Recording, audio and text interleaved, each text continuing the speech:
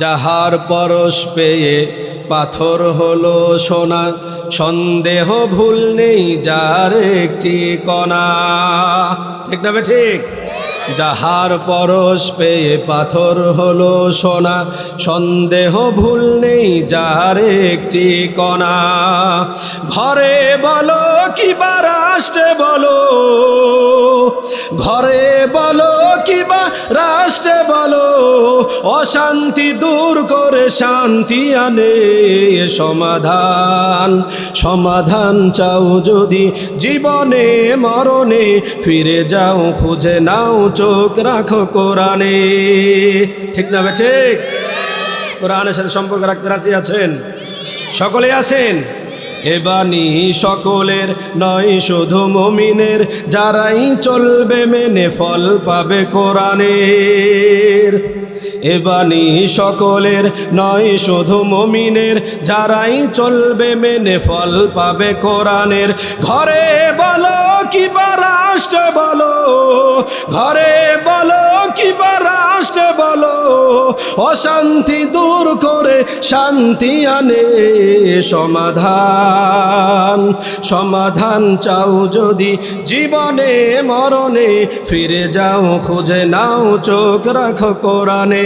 সমাধান চাও যদি জীবনে মরণে, ফিরে যাও খুঁজে নাও চোখ রাখো কোরআনে। وإن كنتم في ريب مما نزلنا على عبدنا فأتوا بصورة من مثله وادعوا شهداءكم من دون الله إن كنتم صادقين।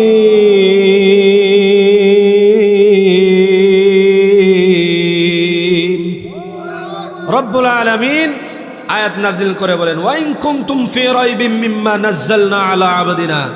এই মক্কার কাফের বেঈমানগুলো, আমি আমার বান্দা মুহাম্মাদের উপরে যে কিতাব নাজিল করেছি তার উপর সন্দেহ পোষণ করো।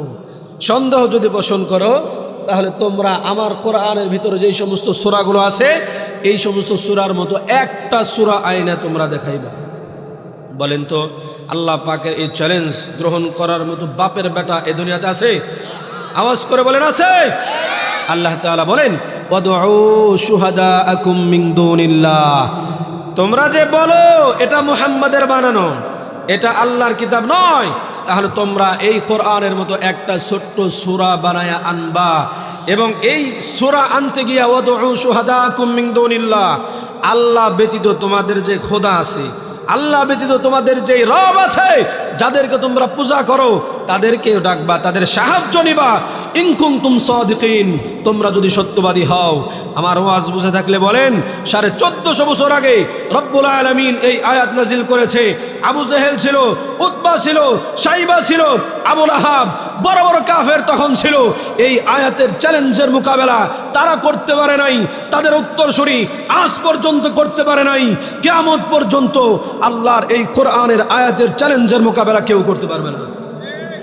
পারবে? কোনোদিনও পারবে না। বলতো আবু জাহেল, উতবা, শাইবা এরাও জানে কোরআন যে মুহাম্মদ লেখে না, এরাও জানে, কিন্তু মানে না। মানলে নেতাগিরি থাকবে না। কারণ ক্ষমতার লোভ এমন লোভ, ক্ষমতার লোভ যদি কাউকে পেয়ে যায়, সে দুনিয়ার কিচ্ছু বুঝে না, সব ভুলে যায়। সব ভুলে তার শুধু ক্ষমতা লাগবে। কথা কোন ঠিক না ঠিক? বিগত 17 বছর দেখছেন না? কথা ঠিক না ঠিক? আবু জাহেল জানে মুহাম্মদ যেগুলো বলে এটা মুহাম্মদের বানানো না। আবু সুফিয়ান জানে এটা মুহাম্মদের বানানো না, কিন্তু মানে না। আবু লাহাব, আবু সুফিয়ান, আবু জাহেল, উতবা, শাইবা গভীর রাত্রে চিন্তা করতেছে যে মুহাম্মদ যেগুলো বলে সেগুলো পায় কোথায়, দেখব কেমনে বলে এগুলো মানুষের কাছে, এটা দেখব। গভীর রাত্রে গেছে, মুহাম্মদুর রাসূলুল্লাহ সাল্লাল্লাহু আলাইহি সাল্লামের ঘরের কোনায় গেছে, তেলাওয়াত শুনবে, কোরআনের আবিষ্কার করতে গেছে। মুহাম্মদ এগুলো কোথায় পায়? রাসূলুল্লাহ সাল্লাল্লাহু আলাইহি সাল্লামের ঘরের 4 কোনায় 4 জন কাফের দাঁড়ায় আছে। এক কোনায় দাঁড়াইছে আবু জাহেল, আরেক কোনায় দাঁড়াইছে আবু সুফিয়ান, এক কোনায় দাঁড়াইছে উতবা, আরেক কোনায় দাঁড়াইছে শাইবা, 4 কোনায় 4 জন দাঁড়ায় আছে। মুহাম্মদুর রাসূলুল্লাহর কণ্ঠে কোরআনের তেলাওয়াত শুনবে, রাত্রিবেলায় দাঁড়ায় আছে। চিন্তা করেন, রাত্রিবেলায় দাঁড়ায় আছে। একে তো আল্লাহর কোরআন কালামুল্লাহ, কালামুল্লাহর আকর্ষণ আছে না নাই? আরো জোরে বলেন, আছে না নাই? আপনাদের আওয়াজে আমি আওয়াজ করতে পারবো না আমার মনে হয়, আপনারা কিছুক্ষণ পর পরে থমকে যান, আওয়াজ দেন না। আওয়াজ দিতে হবে। আমি যদি বারবার আপনাদেরকে বলি আওয়াজ দেওয়ার কথা, তাহলে আর বয়ান করবো কখন? ইমাম সাহেব হুজুর আমার সময় দিয়ে চলবো, তো একটু আওয়াজ দেওয়া যাবে তো ইনশাল্লাহ? কোরআন শরীফের ভিতরে আকর্ষণ আছে না নাই? আরো জোরে কোন আছে না নাই? কোরআন হলো ম্যাগনেট, কোরআন হচ্ছে ম্যাগনেট, পরশ পাথর। কোরআনের সাথে যাদের ছোঁয়া লেগেছে তাদের দাম বাড়ছে না কমছে? আরো জোরে বলেন, বাড়ছে না কমছে? রব্বুল আলামিন বলেন, والسابقون الأولون من المهاجرين والأنصار والذين اتبعوهم بإحسان رضي الله عنهم ورضوا عنه جنات تجري تحتها الأنهار خالدين فيها أبدا ذلك الفوز العظيم رب العالمين বলেন, কোরআনের সাথে যাদের ছোঁয়া লেগেছে তাদের প্রতি আল্লাহ পাক খুশি।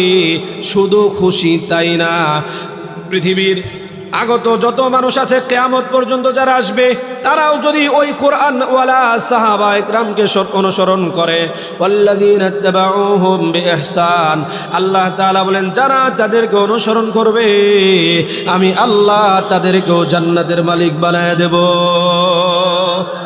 কোরআনের দাম আছে না নাই?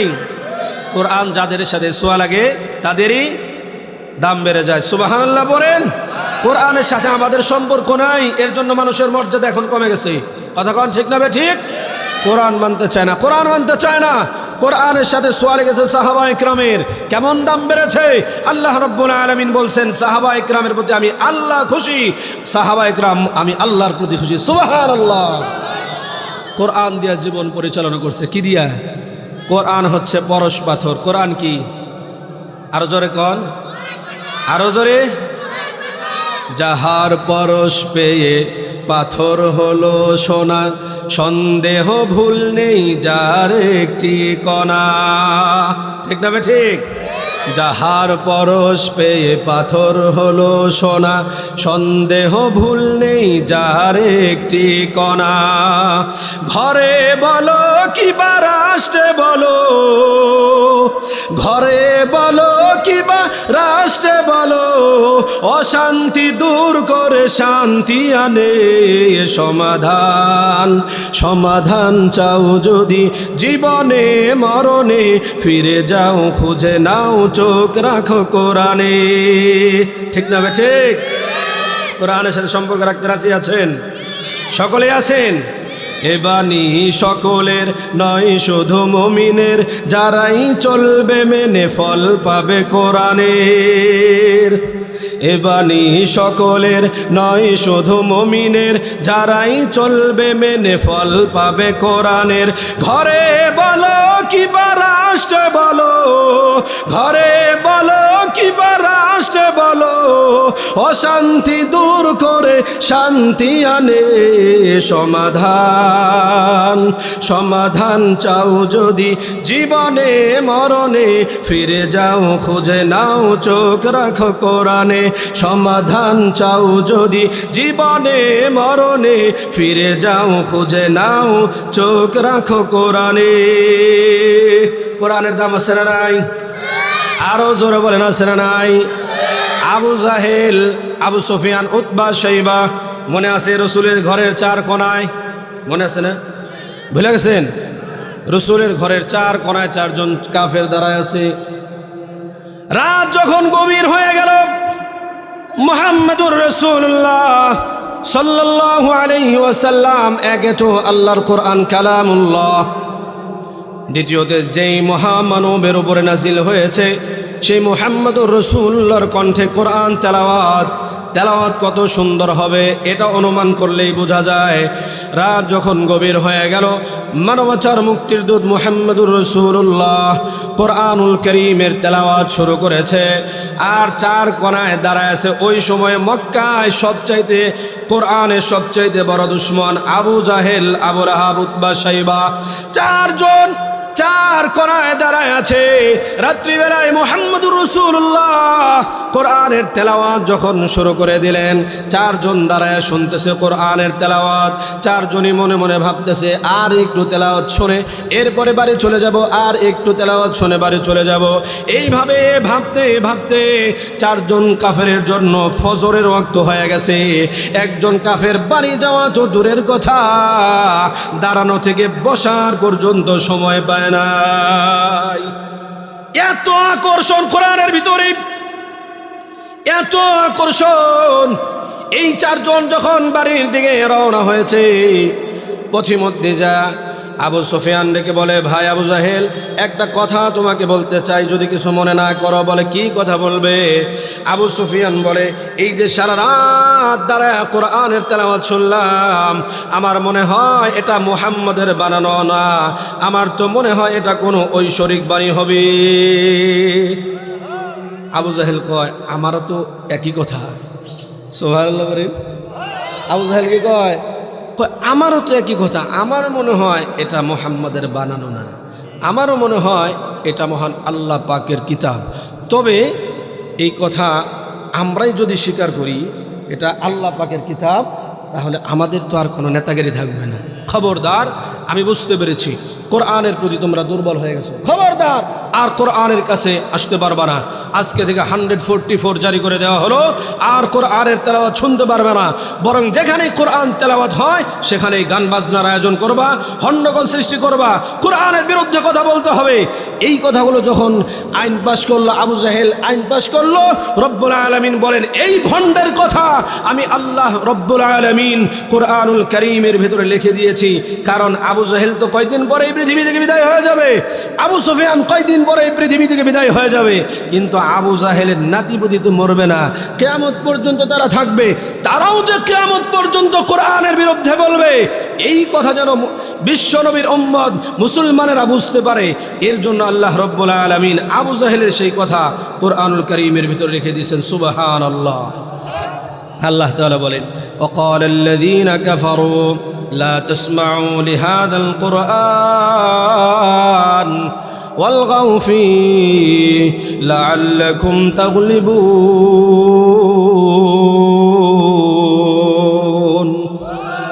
আবু জাহেল বলছে, যা আল্লাহ তাআলা হুবহু কমপ্লিট কোরআনুল কারীমের ভিতরে লিখে দিয়েছে যে আবু জাহেল নবীজির তেলাওয়াত শুনে যে আইন পাশ করেছিল 1450 বছর পরে এসে আজকে কোরআনের বিরুদ্ধে কিছু মানুষ কথা বলে। এরা মুসলমান নাম দাবি করতে পারে, কিন্তু রব্বুল আলামিন কোরআনুল কারীমের আয়াতের মাধ্যমে ইঙ্গিত দিয়েছে এরা নামধারী মুসলমান, আসলে মূলত এরা হচ্ছে আবু জাহেল, আবু সুফিয়ান, উতবা সাইবার নাতিপুতিরা। এত আস্তে বললেন ঠিক, বেজার হইতেছে, ভয় পান, ভয় পান। মুসলমান কখনো ভয় পেতে পারে না। জীবন দিয়েছেন কে? বুঝে না, আমার ওয়াজ বুঝে না হুজুর। জীবন কে দিছেন? আপনাকে আর আমাকে জীবন কে দিয়েছেন? মৃত্যু কে দিবে? হায়াত এবং মওতের মালিক কে? দুনিয়ার কোন মানুষের হাতে এই দায়িত্ব আল্লাহ পাক ছেড়ে দেননি, আল্লাহ পাকের হাতে। সুতরাং ভয় পাওয়ার কোনো কারণ নাই। একটু হা না বলা যাবে তো ইনশাআল্লাহ। রব্বুল আলামিন বলছেন, ইন্না নাহনু নাযালনা যিকরা ওয়া ইন্না লাহু লাহাফিজুন। 1450 বছর আগে মুহাম্মদুর রাসূলুল্লাহর উপরে যে কিতাব আল্লাহ পাক নাজিল করেছিলেন, ওই আয়াতটা নাজিল করে রব্বুল আলামিন বলেন, ইন্না নাহনু নাযালনা যিকরা ওয়া ইন্না লাহু লাহাফিজুন। এই যে কিতাবটা আমি নাজিল করলাম, এই কিতাবটা সংরক্ষণের দায়িত্ব দুনিয়ার কোনো মানুষের হাতে আমি আল্লাহ পাক দেই নাই। এই কিতাবটা আমি আল্লাহ পাক আরশ আজিম থেকে নাজিল করেছি, এবং কিয়ামত পর্যন্ত এই কোরআন সংরক্ষণ করার দায়িত্ব আমি আল্লাহর। সুবহানাল্লাহ পড়েন। এই পৃথিবীতে যত গ্রন্থ আল্লাহ পাক দিয়েছিলেন, কোন কিতাবের দায়িত্ব আল্লাহ পাক নিজ হাতে রাখে নাই। তাওরাত কিতাব আল্লাহ তাআলা নাজিল করেছেন মূসা পয়গম্বরের উপরে, হেফাজতের দায়িত্ব আল্লাহর কাছে না। আল্লাহ রাব্বুল আলামিন ইনজিল কিতাব নাজিল করেছে ঈসা পয়গম্বরের উপরে, হেফাজতের দায়িত্ব আল্লাহ পাক নিজ হাতে রাখে নাই। জাবর কিতাব রব্বুল আলামিন নাজিল করেছেন দাউদ আলাইহিস সালাতু ওয়াস সালামের উপরে, কিন্তু এই কিতাবের সংরক্ষণের দায়িত্ব আল্লাহ পাক নিজ হাতে রাখে নাই। আল্লাহ তাআলা বলেন এই সমস্ত কিতাবগুলোর দায়িত্ব মানুষের হাতে দিয়েছিলাম, সময় মতো তারা বিকৃত করেছে, কিন্তু আমার বিশ্ব নবী মুহাম্মদুর রাসূলুল্লাহর উপরে যে কোরআন আমি নাজিল করেছি, এই কোরআনের দায়িত্ব দুনিয়ার কোনো মানুষের হাতে নয়। এই কোরআন আমি আল্লাহ নাজিল করেছি, কিয়ামত পর্যন্ত এই কোরআন আমি আল্লাহ নিজে সংরক্ষণ করব। 1450 বছর আগে রব্বুল আলামিন যেই কিতাবটা নাজিল করেছিলেন, যেইভাবে নাজিল করেছিলেন ওইভাবে হুবহু এখন আছে না নাই? জবান খুলে বলেন আছে না নাই? আল্লাহ তাআলা বলেন আমি হেফাজত করব, তার মানে কি তাম পৃথিবীর মানুষ মিলে কোরআন শরীফের একটা সূরা তো দূরের কথা, কোরআন শরীফের একটা আয়াত তো দূরের কথা, কোরআন শরীফের একটা জবর জের তো দূরের কথা, কোরআনুল কারীমের একটা নুকতাও পরিবর্তন করতে পারবে না। নাহনু নাযালনা যিকরা ওয়া ইন্না লাহু লাহাফিজুন।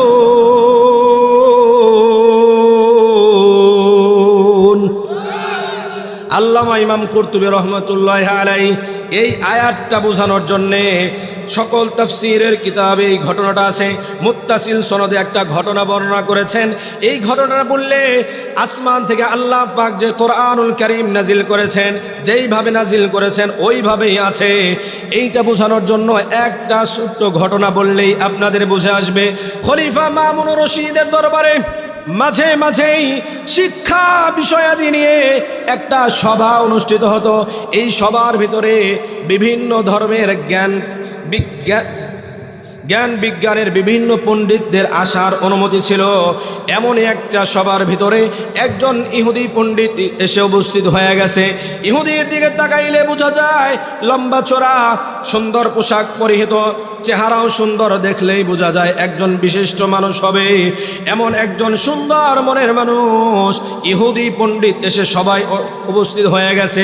তাদের ধর্মের ব্যাপারে, তাওরাত কিতাবের ব্যাপারে সুন্দর সুন্দর আলোচনা করার পরে যখন সভা শেষ হয়ে গেল, সকল মানুষ যখন রওনা হয়ে গেছে, খলিফা মামুনুর রশিদ ওই ইহুদিকে ডেকে কাছে এনে বললেন তুমি কি ইহুদি? বলে হ্যাঁ আমি ইহুদি।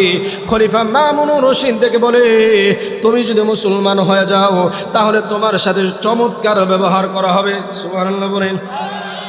ইহুদি বলে না, আমি তো মুসলমান হতে পারবো না, আমার বাপ দাদার ধর্ম ছেড়ে আমি মুসলমান হতে পারবো না।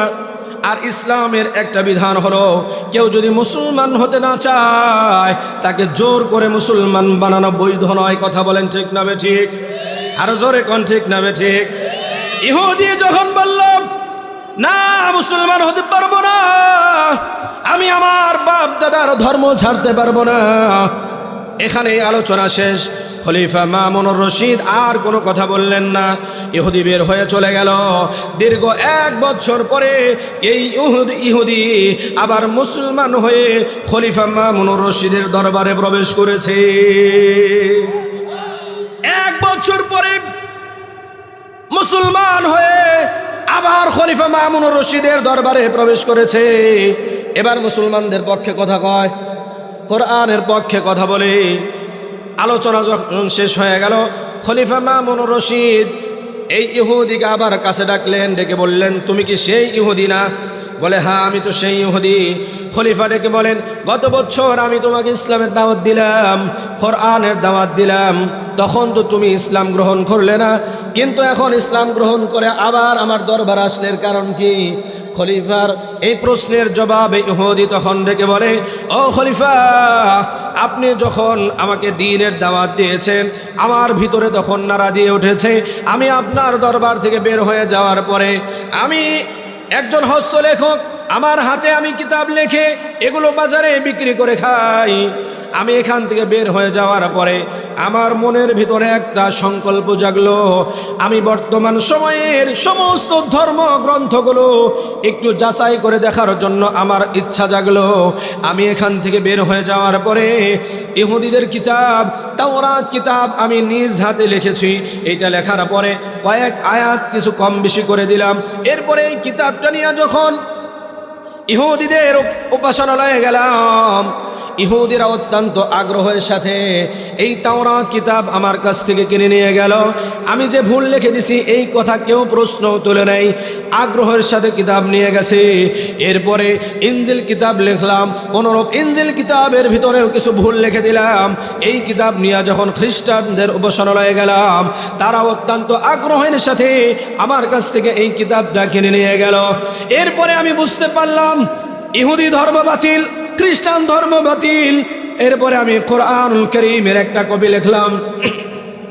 এই কোরআনুল কারীমের ভিতরে আল্লাহ রাব্বুল আলামিন যেইভাবে আসমান থেকে কোরআনুল কারীম নাজিল করেছিলেন হুবহু ওইভাবে না, আমি কিতাবের ভিতরে কোরআনের ভিতরে কিছু আয়াত উল্টাপাল্টা করে দিলাম। এরপরে কোরআন নিয়ে যখন মুসলমানদের কাছে গেলাম, মুসলমানেরা আগে আমার এই কোরআন যাচাই করলো। যাচাই করে দেখে আল্লাহ রাব্বুল আলামিন আসমান থেকে যেইভাবে কোরআনুল কারীম নাজিল করেছিলেন ওইভাবে এই কোরআন নাই, কোরআনের ভিতরে ভুল আছে। তখন মুসলমানেরা বলে এই কিতাব তো আল্লাহ পাক যেইভাবে নাজিল করেছিলেন ওইভাবে নাই, সুতরাং এই কিতাব আমরা নিতে পারবো না। যখন এই বক্তব্য মুসলমানেরা দিয়েছে তখন আমি বুঝতে পেরেছি খ্রিস্টান ধর্ম বাতিল, ইহুদি ধর্ম বাতিল, সকল ধর্ম বাতিল হয়ে গেছে। এই জমিনে একমাত্র সঠিকভাবে সেই ধর্ম আছে যেই ধর্মের নাম ইসলাম। বুঝতে পারছি যে কোরআনুল কারীম আল্লাহ পাক যেইভাবে নাজিল করেছিলেন হুবহু সেইভাবে। একটা আয়াত পরিবর্তন করলে কোরআনের হাফেজ সেটা ধরতে পারবে কি পারবে না? আরো আওয়াজ করে বলেন, পারবে কি পারবে না? এত মোটা কোরআনুল কারীম, 114টা সূরা, 114। এরপরে আমাদের মাতৃভাষায় না, এরপরে আমাদের মাতৃভাষায় না। হিসাব করেন এই বাংলাদেশে কোরআনুল কারীমের হাফেজ যে পরিমাণ আছে অন্য কোন কিতাবের হাফেজ এত আছে? সারা পৃথিবীতেও নেই। সুবহানাল্লাহ বলেন।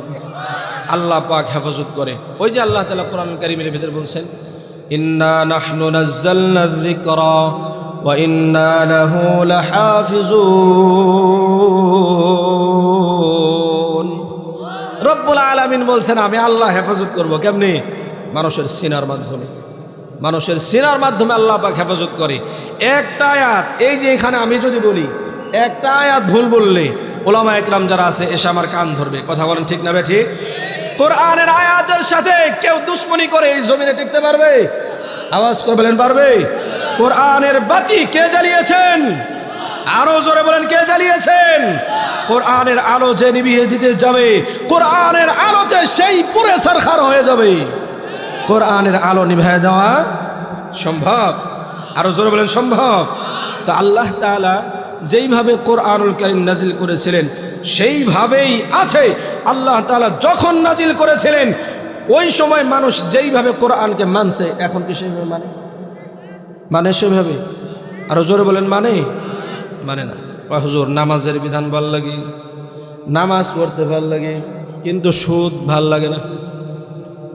নামাজ পড়তে ভালো লাগে, পর্দার আয়াত ভালো লাগে না। অনেক নামাজ যেমন আছে স্ত্রীকে পর্দা করায় না, আসলে নাই। বেজার হইবেন মনে হয় এখন। আল্লাহু আকবার। বেজার হয় না, বেজার হয় না। নামাজি সামনের কাতারের মুসল্লি স্ত্রীকে দেয় বাজার করতে, আছে না নাই? সামনের কাতারের মুসল্লি হাজী সাহেব তার সন্তান মেয়ে স্কুলে পাঠা দেয়, চুলগুলো খোলা আগলা ভাবে পাঠাই দিতেছে স্কুলে, আছে না নাই? সুবহানাল্লাহ। নামাজের বিধান ভাল লাগে, রোজার বিধান ভাল লাগে, শুধুমাত্র মিষ্টি খাওয়ার ওয়াজগুলো ভালো লাগে। কেন আবার সুদের ওয়াজ করতে হবে? আবার কেন ঘুষের ওয়াজ করতে হবে? আবার কেন অন্যায়ের বিরুদ্ধে ওয়াজ করতে হবে? এগুলো বাদ দেন, নামাজের ওয়াজ করেন। না না না, নামাজের জন্য শুধু কোরআন আল্লাহ পাক নাজিল করেন নাই, শুধু রোজার জন্য আল্লাহ পাক কোরআনুল কারীম নাজিল করেছে বিষয়টা এমন নয়। কোরআন হচ্ছে পূর্ণাঙ্গ গাইডলাইন। একজন মানুষ জন্ম থেকে মৃত্যু পর্যন্ত কিভাবে চলবে, আল্লাহর কোরআন সেই পথ দেখায় দিয়েছে। মানুষ যেই পরিমাণ কোরআন মানবে, ওই পরিমাণ মানুষ আল্লাহ পাকের নৈকট্য অর্জন করতে পারবে। মানুষ যেই পরিমাণ কোরআনুল কারীমের উপরে আনুগত্য করবে, কোরআনের উপরে আমল করবে, রব্বুল আলামিন ওই মানুষটাকে তত সহজে জান্নাতের মালিক বানায় দিবে। কোরআনের উপরে পরিপূর্ণ আমল করেছে সাহাবায়ে কেরাম।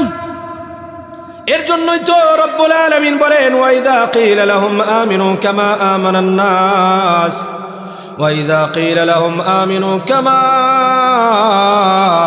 আমানান নাস। আল্লাহ তাআলা তামাম পৃথিবীর সমস্ত বেঈমানদেরকে বলে, তোমরা সাহাবায়ে কেরামের মতো ঈমান আনো।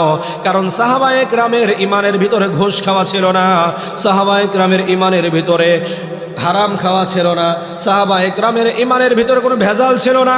আমরা তো নামাজি, এরপরেও ঘুষ ছাড়তে পারলাম না। আমরা নামাজি, এরপরেও সুদ ছাড়তে পারলাম না। আমরা নামাজি, এরপরেও ভাই ভাইকে ঠকানো ছাড়তে পারলাম না। আমরা তো নামাজি, এরপরেও বাবার সম্পদ বেশি ভোগ করে বোনকে ঠকায় দেয়, এমন লোক আছে না নাই? আপনাদের এই দিক দিয়ে নাই মনে হয়, আছে না? বাবার সম্পদ যে একটু দলিল বেশি বুঝে সেই বেশি নাই, বোনকে ঠকায় দেয়, আছে না নাই? ভাইকে ঠকায় দেয়, আছে না নাই? ভাইকে ঠকায় দিয়া, বোনকে ঠকায় দিয়া সামনের কাতারের মুসল্লি জুতা মেরে আল্লাহ পাক সই করবে। কথা ঠিক না বে ঠিক? বেটা তোর নামাজ তোকে জাহান্নামে নিয়ে যাবে। যে অন্যের হক মেরে খায় তার নামাজ দিয়ে কোনো লাভ নাই। ভাইকে ঠকায় দেয়, বোনকে ঠকায় দেয়, এমন নেমক খারাপ আছে না নাই? আল্লাহ রাব্বুল আলামিন বলেন, ওয়াইযা কিলা লাহুম আমিনু কামা আমানান নাস। ঈমান আনতে হবে কাদের মতো? সাহাবায়ে কেরামের মতো। আল্লাহ তাআলা বলেন সাহাবায়ে কেরামের মতো ঈমান আনতে, কারণ সাহাবায়ে কেরামের ঈমানের ভিতরে কোনো ভেজাল ছিল না। তাদের ঈমান এত মজবুত, এত মজবুত, এত মজবুত, রব্বুল আলামিন তাদের দৃষ্টান্ত কোরআনুল কারীমের ভিতরেও এনেছেন। সাহাবায়ে কেরামের কাছে তাদের ঈমানের মূল্য এত বেশি, মাথা চলে যাবে, দেহ চলে যাবে, হাত পা আলাদা হয়ে যাবে, এরপরেও একটা মুহূর্তের জন্য সাহাবায়ে কেরাম ঈমান ছেড়ে দিবে না।